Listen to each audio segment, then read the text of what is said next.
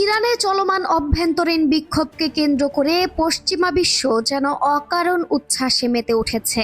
অনেক পশ্চিমা গণমাধ্যম ও বিশ্লেষক দাবি করছেন, এই বিক্ষোভের জেরে শীঘ্রই ইরানের সর্বোচ্চ ধর্মীয় নেতা আয়াতুল্লাহ আলী খামেনির পতন ঘটবে।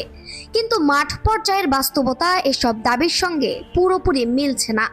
বিশেষ করে ইসরায়েলি গোয়েন্দা সংস্থাগুলোর সাম্প্রতিক গোপন মূল্যায়ন বিশ্লেষণ করলে দেখা যায়, ইরানের পরিস্থিতি বেশ জটিল ও বহুমাত্রিক। সহিংসতা থাকলেও দেশটি এমন অবস্থা রয়েছে যেখানে ইরান পুরোপুরি স্থিতিশীল নয়, আবার তাৎক্ষণিক পতনের দিকেও এগোচ্ছে না। এই মাঝামাঝি পরিস্থিতি ইসরায়েলকে সবচেয়ে বেশি ধাঁধায় ফেলেছে। ইসরায়েলের নীতি নির্ধারকদের মধ্যে ইরান নিয়ে সিদ্ধান্ত গ্রহণে এক ধরনের দ্বিধা তৈরি হয়েছে, আর এই দ্বিধাই ইরানের জন্য হয়ে উঠেছে সবচেয়ে গুরুত্বপূর্ণ কৌশলগত সম্পদ সময়।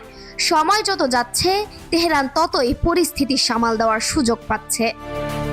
2025 সালে ইসরায়েলের institute for national security studies INSS এক প্রতিবেদনে উল্লেখ করেছে, ইসরায়েল চায় না ইরান দ্রুত আবার আগের মতো স্থিতিশীল হয়ে উঠুক, কারণ বিক্ষোভের আড়ালে পশ্চিমা নজরদারি দুর্বল থাকলে ইরান ক্ষতিগ্রস্ত সামরিক ও অবকাঠামোগত সক্ষমতা পুনর্গঠনের সুযোগ পেতে পারে।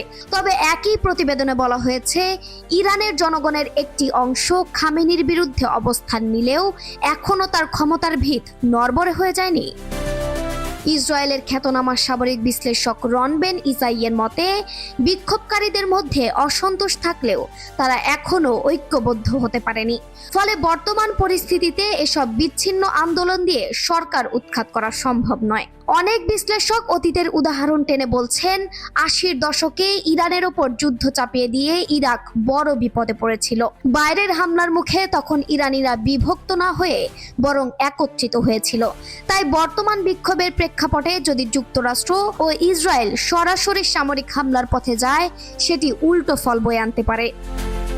মার্কিন প্রেসিডেন্ট ডোনাল্ড ট্রাম্পের হুমকি বাস্তবায়িত হলে বিক্ষোভের গতিপথ বদলে যেতে পারে বলেও সতর্ক করেছে দ্য ন্যাশনাল ইন্টারেস্ট। তাদের মতে, বিদেশি হামলায় ইরানি সমাজে বিভাজন কমিয়ে খামেনি সরকারের হাতে ভিন্নমত দমনের শক্তিশালী অজুহাত তুলে দেবে। সব মিলিয়ে বিশ্লেষকদের ধারণা, চলমান বিক্ষোভের ওপর ভর করে খামেনিকে ক্ষমতা থেকে সরানো পশ্চিমাদের জন্য মোটেও সহজ কাজ নয়। বাস্তবতা বলছে, ইরান এখনও ভাঙনের নয়, বরং দীর্ঘস্থায়ী টানাপোড়েনের এক জটিল অধ্যায়ের মধ্য দিয়ে যাচ্ছে।